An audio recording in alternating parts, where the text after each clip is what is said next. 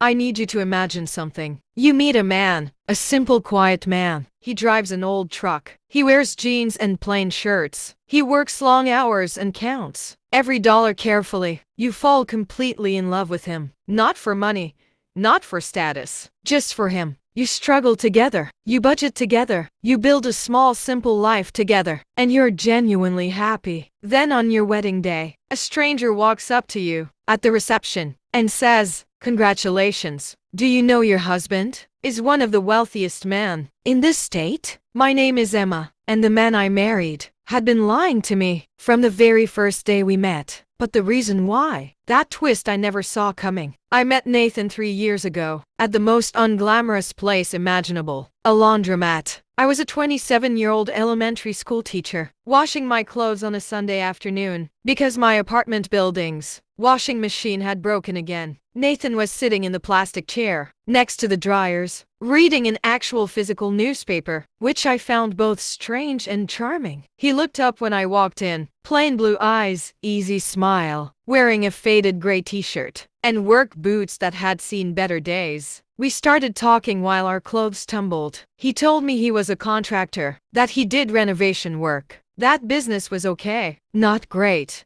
not terrible. That he drove a 2009 pickup truck that he kept alive through sheer stubbornness and basic mechanical knowledge. I told him I was a teacher, that I loved my job but the pay made every month a careful calculation. We talked for 2 hours. He asked for my number before my laundry was even dry. I gave it to him immediately. Nathan and I dated for 18 months before we got engaged, and I want to be clear about this. Those 18 months were real. He was attentive and thoughtful and interested in everything about me. He remembered small details I mentioned in passing. He showed up when he said he would. He treated me with a consistency and a steadiness that I had never experienced from anyone before. Our dates were simple, diners and picnics and hiking trails, and movies on his couch. His apartment was modest, small living room, worn furniture, a kitchen that needed updating. He drove that old truck everywhere and refused every time I suggested maybe he should think about getting a newer vehicle. "She runs fine,"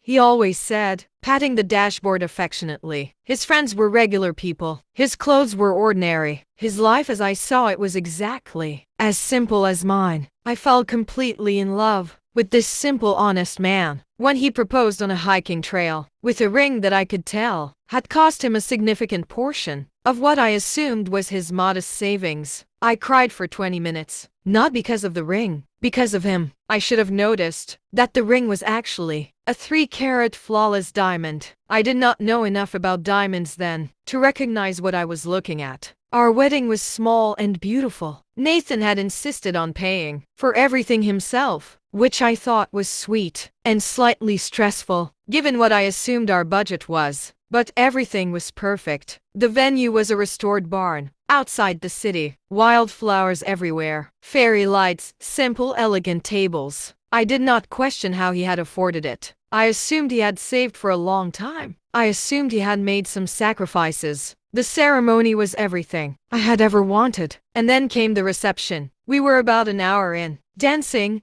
laughing, completely happy, when a man I had never seen before approached me at the edge of the dance floor. He was older, 60s, expensive suit, the kind of man whose entire presence communicates wealth without saying a word. He shook my hand and introduced himself as Robert Chen. "I am a business associate of Nathan's," he said. "Congratulations. You have married a remarkable man." "Thank you," I said warmly. "How do you know Nathan?" Robert Chen smiled. "We have worked together for many years, since the beginning of Meridian Properties actually." I did not know what Meridian Properties was. I said so. Something shifted in Robert Chen's expression. Surprise, then uncertainty, then a careful blankness that told me he had just realized he had said something he should not have. "I am sorry," he said. "I assumed you knew." "Knew what?"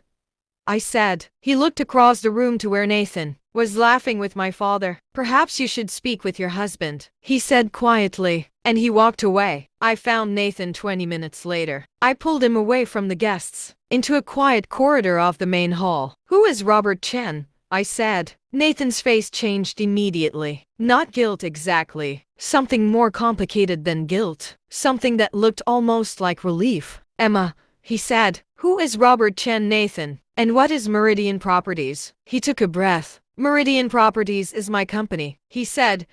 I founded it 11 years ago. We develop commercial real estate across 7 states. I stared at him. Robert is my CFO, Nathan continued quietly. He should not have said anything tonight. I am going to have to speak with him. Your CFO, I repeated. Yes, you have a CFO. Yes, Nathan. My voice was very quiet. How much money do you have? He looked at me for a long moment. The company is valued at approximately $52 million, he said. My personal net worth including other investments is around $38 million. The corridor was very quiet. The truck, I said finally. It is real, he said. I actually love that truck. The apartment, also real. I own the building. I live in the smallest unit. The contractor work. I did renovation work before Meridian took off. I still do some.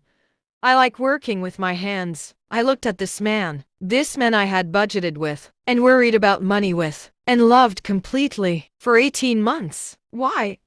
I said, why did you lie to me? And what he told me next broke my heart in a completely different way. Nathan leaned against the corridor wall and told me the truth. Before me there had been a woman named Victoria. He had met Victoria for years ago, at a charity gala. She had known exactly who he was from the moment they were introduced. They had dated for a year. She had been perfect, attentive and loving, and everything he thought he wanted. He had proposed. She had said yes. 3 weeks before their wedding, he had overheard her, on the phone with her sister. She was describing exactly what she planned to do with access to his money, the accounts she intended to open, the properties she wanted in her name, the lifestyle she had been carefully angling toward. From the very first evening they met, she had never loved him. She had loved his net worth. Nathan had called off the wedding, and then he had made a decision. The next woman he dated would know him as nothing more or less than a man. No company,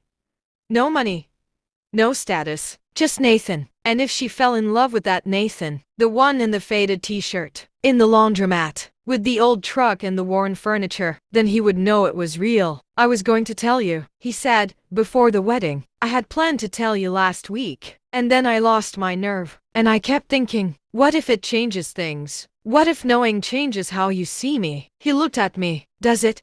He said. Does it change how you see me? I looked at this man, standing in a corridor, on our wedding day, in his rented suit, looking more vulnerable than I had ever seen him. This man who had been so afraid of being loved for the wrong reasons, that he had hidden himself completely. You are an idiot, I said. He blinked. An enormous complete idiot, I said. And we are going to have a very long conversation about honesty, and what it actually means to build a life with someone. I know, he said, but I said. I took his hand. No, it does not change how I see you. You are still the man from the laundromat, who read a physical newspaper, and could not stop talking to me for 2 hours. He exhaled, like he had been holding that breath for 18 months.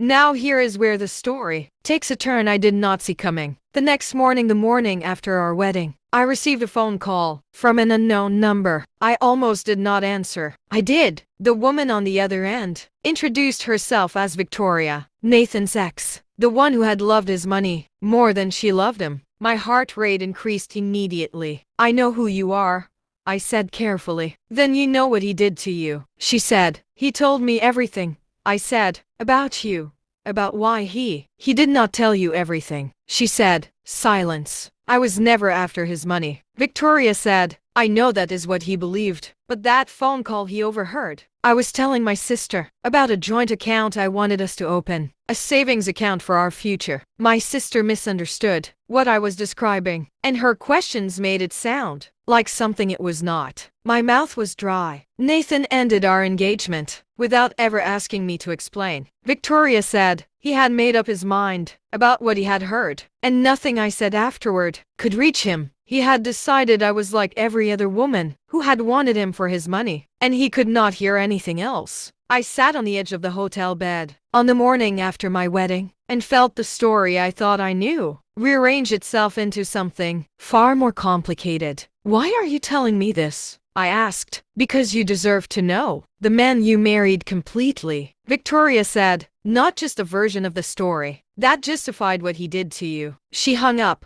I sat with that phone call for an hour. Then I went to find Nathan. He was on the hotel balcony, with coffee looking out at the morning. I sat beside him. I told him about Victoria's call. Every word. Nathan was very still while I spoke. When I finished, he was quiet for a long time. Is it possible she was telling the truth? I asked about the phone call. More silence. Yes, he said finally, very quietly. I have thought about it. Over the years I have thought about it. The account she described. It could have been what she said. But she never went back to ask her. No. Why not, Nathan? He turned his coffee cup in his hands. Because if I had gone back and found out I was wrong, that I had ended something real, because I was too afraid to ask a question, I would have had to sit with that. I looked at this man, this complicated wounded man, who had carried a mistake for years, and built an elaborate life around protecting himself from it. You need to call her, I said. He looked at me. Not for romance, I said. That is over and it should be. But you made a decision about her, based on fear and assumption, without giving her a chance to explain. She deserves an acknowledgement of that. Nathan was quiet for a very long time. Then he said, you are extraordinary. Do you know that? I know,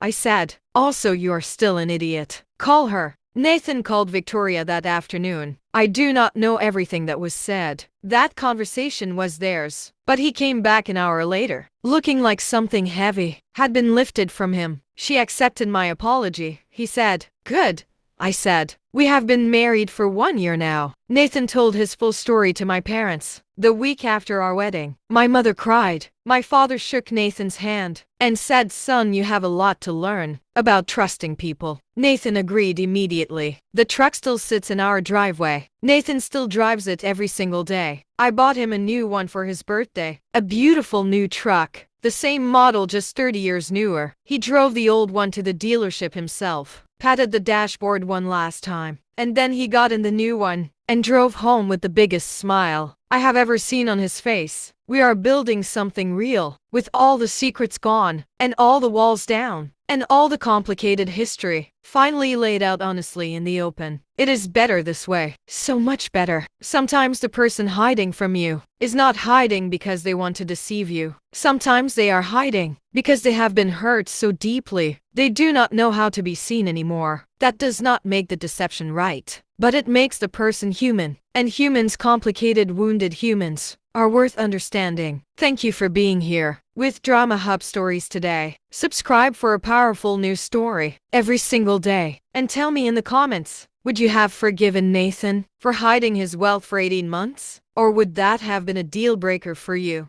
Comment below. I read every single one. See you in the next story.